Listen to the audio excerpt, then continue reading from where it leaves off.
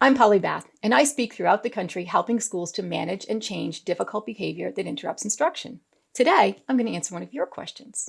Right now, my students seem to think they should have a choice about everything. At what point should they realize that some things are not up to them? Don't you think lately a lot of people in general think that they should have a bunch of different choices?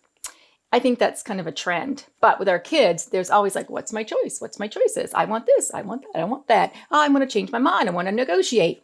Well, here's the word negotiate. I love that word because I think you have to teach kids how to negotiate and when there are non-negotiables. See, I have 4 non-negotiables. I used to call these my rules.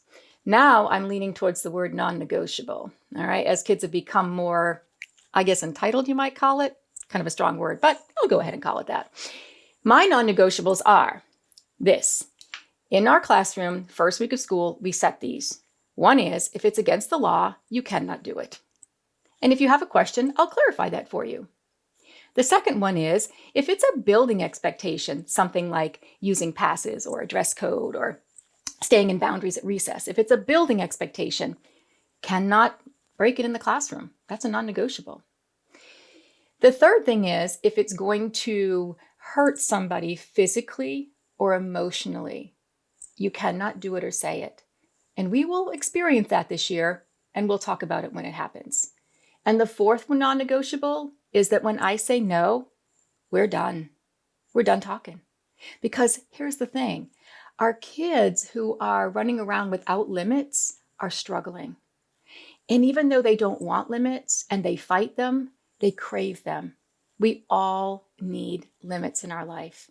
And when we don't have them, we tend to unravel. So decide what your non-negotiables are. You don't need a whole list of rules. Like I said, I've got my 4, and that's it. And that's what we live by all year long. It sets a limit, and it helps to regulate you, regulate the kids. No more argument. Don't forget to like, subscribe, hit the bell for notifications, watch these videos, and if you've got questions for future videos, include those in the comments below.